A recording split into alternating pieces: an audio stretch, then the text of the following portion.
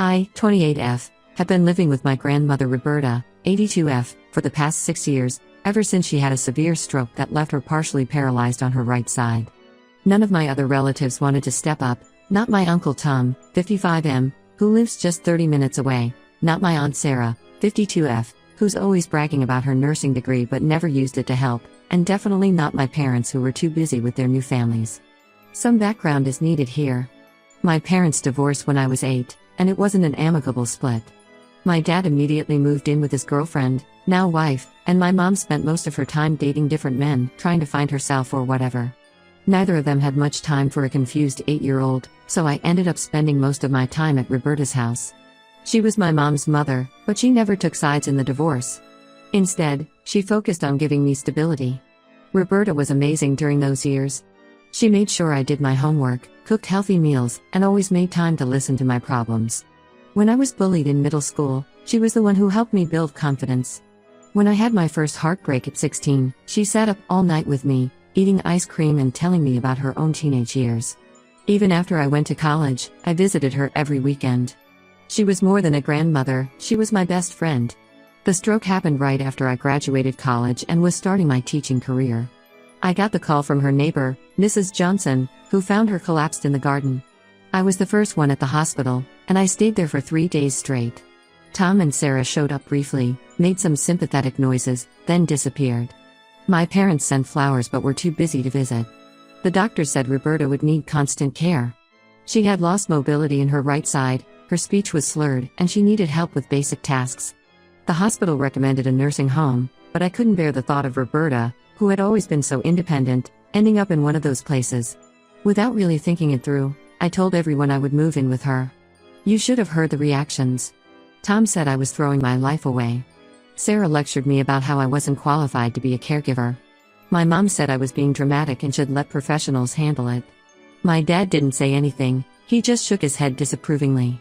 The only person who supported my decision was Martin, 65M, Roberta's friend and lawyer for the past 30 years. He offered to help me figure out the legal and medical paperwork. I took a teaching job at a school near Roberta's house and arranged my schedule to be home when she needed me. The first few months were incredibly hard. I had to learn everything from scratch: how to help her bathe without falling, how to make sure she took the right medications at the right times, how to assist her with physical therapy exercises. There were nights when I barely slept because she was in pain or confused. But we developed a routine. My savings quickly disappeared into medical bills, equipment, and house modifications. We needed grab bars in the bathroom, a wheelchair ramp, a special bed. Martin helped me apply for some assistance programs, but there was still a lot to pay for. I asked Tom and Sarah if they could contribute, since they both earned good money, but they always had excuses. Tom was saving for his son's college. Sarah had just bought a vacation home in Florida. The criticism from my family was constant. They said I was naive, that I was sacrificing my youth, that I should be dating or focusing on my career instead of playing nurse. Some of them even suggested I was after Roberta's money, which was ridiculous. Roberta lived comfortably but wasn't wealthy. She had her modest house and some savings, but nothing that would make anyone rich. As time went on, most of the family stopped visiting altogether. Tom would show up every few months, stay for exactly 15 minutes, then leave with some excuse about a meeting. Sarah called occasionally but never visited, she was always too busy with her yoga retreats or art classes. My parents were wrapped up in their new families and rarely called. The only regular visitor was Martin, who came by every week without fail.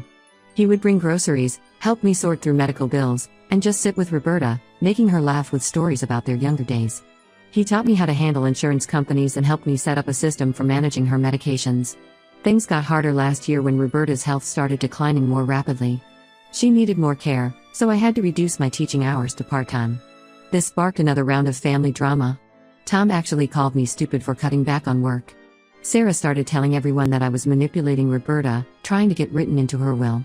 My mom posted passive-aggressive comments on Facebook about people who take advantage of the elderly. The situation exploded last month when Tom made a surprise visit. He found me helping Roberta sign some papers. They were just routine medical forms authorizing her monthly prescriptions, but Tom immediately assumed the worst. He started yelling about elder abuse and how I was trying to steal Roberta's money. Roberta tried to explain, but her speech issues make her hard to understand when she's upset, which only made Tom more suspicious. Now my phone is constantly buzzing with messages from relatives I haven't heard from in years. Some are demanding I move out and let them take care of Roberta. Where were they for 6 years? Others are threatening to report me for elder abuse. Tom is talking about getting power of attorney. Sarah is telling everyone who will listen that I've brainwashed Roberta. The worst part is how this is affecting Roberta. She's upset about all the drama, which isn't good for her health. She keeps apologizing for causing problems in the family, but it's not her fault at all. She's the victim in all this, and watching my relatives attack me while pretending to care about her is making me angry. Martin says I should ignore them, that they're just showing their true colors now. He's probably right, but it's hard when it's your own family attacking you. I'm not leaving Roberta, she needs me, and I'm the only one who knows her routine, her medications, everything. But the constant accusations and threats are wearing me down. Ida for standing my ground? Update 1. I wasn't planning to update so soon, but everything has changed in the past few days. Roberta passed away in her sleep 3 nights ago. She had been more tired than usual that day, but nothing seemed seriously wrong. We had dinner together, watched her favorite game show, and I helped her to bed. She squeezed my hand and told me she loved me, just like she did every night. That was the last thing she said to me. When I went to wake her for her morning medication, she was already gone. She looked peaceful, like she was just sleeping. I called Martin first, then the paramedics. By the time Tom and Sarah arrived, Martin was already there, helping me handle everything. My parents didn't show up until the next day. The funeral was yesterday, and that's when everything went completely sideways. I was trying to keep it small and dignified, just like Roberta would have wanted. But Tom and Sarah turned it into a circus. They showed up with their lawyer, who brings a lawyer to a funeral, and couldn't even wait until after the service to start causing problems. It turns out Roberta had updated her will 6 months ago. I had no idea about this, she never mentioned it to me. She left me her house and most of her savings, which total around $400,000. It's more money than any of us thought she had. Martin later explained that she had some investments that had done well over the years, plus a life insurance policy she'd been paying into since she was young. Tom and Sarah completely lost it when the will was read. They started screaming right there in the funeral home, with Roberta's body still present. Tom was yelling about how I must have manipulated her, how there was no way she would have left everything to me unless I had forced her. Sarah was crying dramatically about how her own mother had abandoned her, rich coming from someone who couldn't be bothered to visit her sick mother for 6 years. Their lawyer, this sleazy-looking guy in an ill-fitting suit, actually served me with papers at the funeral. They're contesting the will, claiming Roberta wasn't mentally competent when she made the changes. They're saying I isolated her from the family, conveniently forgetting how they were the ones who never visited, and took advantage of her condition to enrich myself. Tom is telling everyone who will listen that I deliberately kept Roberta sick so she would depend on me. He's claiming I refused to take her to doctor's appointments. I have records of every single appointment, and that I prevented her from getting better care. I was the one begging them for help with medical bills. Sarah is spreading rumors that I drugged Roberta to keep her confused. The nurse who helped with medications has already offered to testify that this is a lie. Martin is absolutely furious. He personally handled the will update and says Roberta was completely lucid when she made the changes. He spent over 2 hours with her alone, making sure she understood exactly what she was doing. He even had a doctor examine her the same day to certify her mental competency, because he suspected something like this might happen. Yesterday, while going through Roberta's desk to find some insurance papers, I found a letter addressed to me. She wrote it the day she updated her will. Reading it broke my heart and gave me strength at the same time. She wrote about how proud she was of me, how I had become more of a daughter to her than she ever expected. She said she was leaving me the house because she wanted me to have a home of my own after spending so many years taking care of her. The letter also explained why she never told me about the will. She knew I would try to talk her out of it. She was right. If she had told me, I would have insisted she divide everything equally among the family, just to keep the peace. She knew that, and she made her decision anyway. I'm staying in the house for now, though Tom and Sarah are demanding I move out until the legal issues are resolved. Martin says I shouldn't leave. Apparently, possession is 9/10 of the law. But they're making my life absolute hell. Tom drives by multiple times a day, taking pictures of the house and everyone who comes or goes. Sarah has been calling my school, trying to spread rumors about me to the administration. They even tracked down my ex-boyfriend from college, trying to find something they could use against me. The worst part isn't the legal threats or the harassment. It's what they're doing to Roberta's memory. They're trying to paint her as this confused, manipulated old woman who didn't know what she was doing. Anyone who knew her knows that's not true. Even in her illness, even with her speech problems, she was sharp as a tack. She knew exactly what she wanted and wasn't afraid to say no to people, something Tom and Sarah learned when they tried to get her to sign papers she didn't want to sign. Martin is helping me fight this. He says we have a strong case, He has documentation of everything, including how often each family member visited, or didn't visit, over the past 6 years. He kept detailed records of who contributed to Roberta's care, basically just me and occasionally him, and who refused to help. He even has security camera footage from the times Tom and Sarah showed up unannounced, trying to pressure Roberta about money. I've been crying a lot, but not because of their threats. I miss Roberta terribly. The house feels empty without her. I keep expecting to hear her calling me for help, or waiting to hear her laugh at her favorite TV shows. But every time I think about giving in to their demands, I read her letter again. She trusted me to stand up for what she wanted, and I'm not going to let her down now. Update 2: The situation has developed in ways I never expected. Martin has been working tirelessly on the case, and he's uncovered some shocking information. 2 years ago, when I was at work and the nurse was watching Roberta, Tom and Sarah made an unannounced visit. They brought their own lawyer and tried to pressure Roberta into changing her will in their favor. Roberta never told me about this because she knew it would upset me, but she told Martin everything. The nurse who helped care for Roberta while I was teaching, Mrs. Reynolds, came forward with even more disturbing information. Tom had approached her 3 weeks ago, offering her $10,000 to testify that Roberta was mentally unstable and that I had been mistreating her.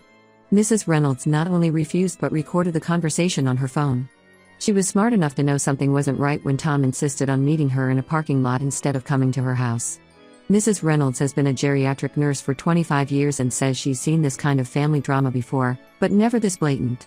She's willing to testify about Tom's bribe attempt and about how Roberta was always clear about wanting me to inherit everything.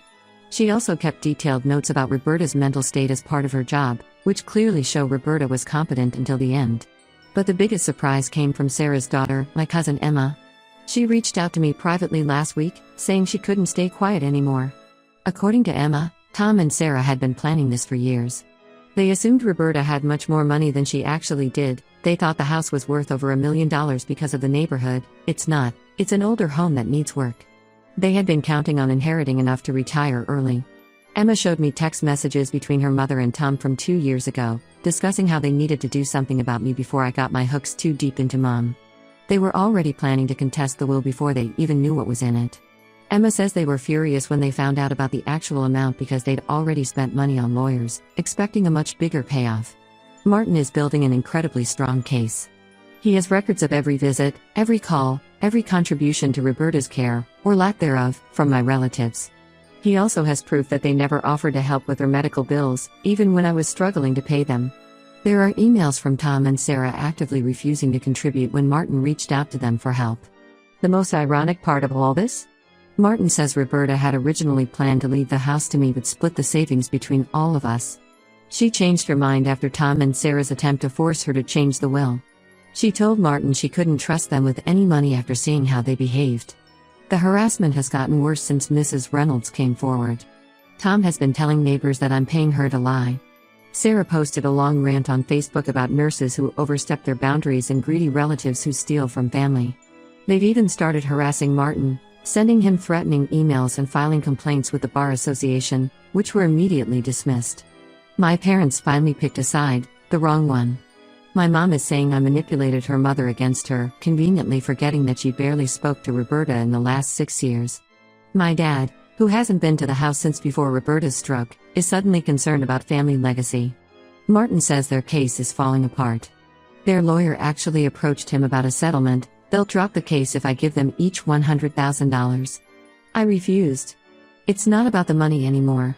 It's about honoring what Roberta wanted and not letting them get away with trying to destroy her reputation. The stress is getting to me, I won't lie. I had to take a leave of absence from teaching because Tom and Sarah kept calling the school. But I have support. My students' parents, who knew Roberta from when she used to pick me up at school, have been bringing meals and offering help. Mrs. Reynolds stops by regularly to check on me. And Martin has been incredible, handling everything with a calm determination that makes me feel safer. Emma is paying a price for helping me. Sarah has cut her off completely. But she says she doesn't regret it. She told me she was tired of watching her mother and uncle try to profit from a situation they never helped with. She's one of the few relatives who actually visited Roberta regularly, and she says she knows I did the right thing. Update 3: The court case is finally over, and we won completely. Tom and Sarah's case didn't just fall apart, it exploded in their faces. The judge was visibly angry by the end of the proceedings, especially after hearing about their attempt to bribe Mrs. Reynolds. The most dramatic moment came when Martin played the recordings he found on Roberta's phone. She had apparently started recording conversations after Tom and Sarah's attempt to change her will. There were multiple recordings of them mocking her speech difficulties, complaining about having to visit her, and making snide comments about me. In one particularly damning recording, Sarah can be heard telling Roberta that she's too much work and that she should just go to a nursing home so everyone can get on with their lives.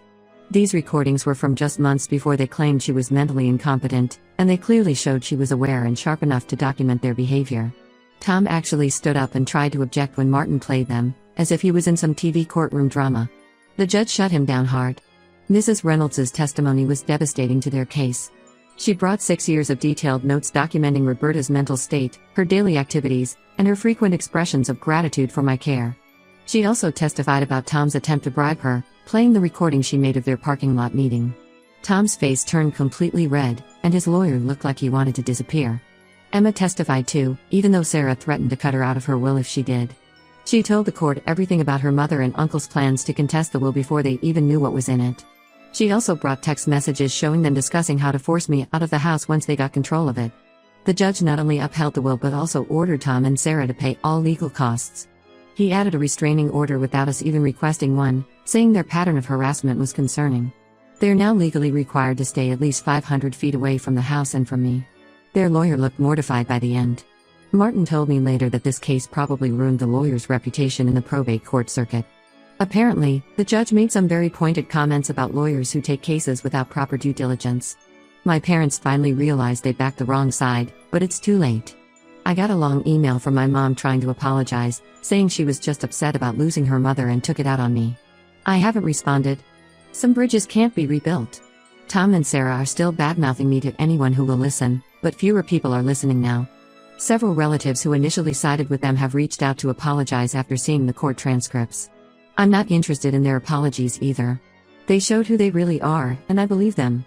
Martin still stops by regularly to check on me, just like he did when Roberta was alive. He's become like family, the good kind. Mrs. Reynolds visits too, and Emma comes over for dinner once a week. It's a smaller family than before, but a better one. I'm keeping the house, not because of its value, but because it's where I lived with Roberta, where we made memories together. I've started fixing it up, doing all the repairs she always wanted to do. Last week, I planted her favorite flowers in the garden where she used to sit. Sometimes I still expect to hear her calling me, or find her in her favorite chair watching TV. Those moments are hard, but they're getting easier. I miss her every day, but I know she'd be proud of how I handled everything. She'd always told me to stand up for what's right, even when it's hard. That's exactly what I did. The money is mostly going into savings, though I did use some to set up a scholarship at my school in Roberta's name, for students who show kindness and compassion to others. I think she would have liked that. It's not about the inheritance anymore, it's about honoring her memory and the lessons she taught me about family, loyalty, and doing what's right. Last week, I found one final recording on Roberta's phone that I hadn't heard before. It was from the day she updated her will. She was talking to herself, probably practicing what she wanted to say to me someday. I chose the right person, she said. The only one who loved me for me, not for what I could give them. That's all I ever wanted to be, the person she knew I was.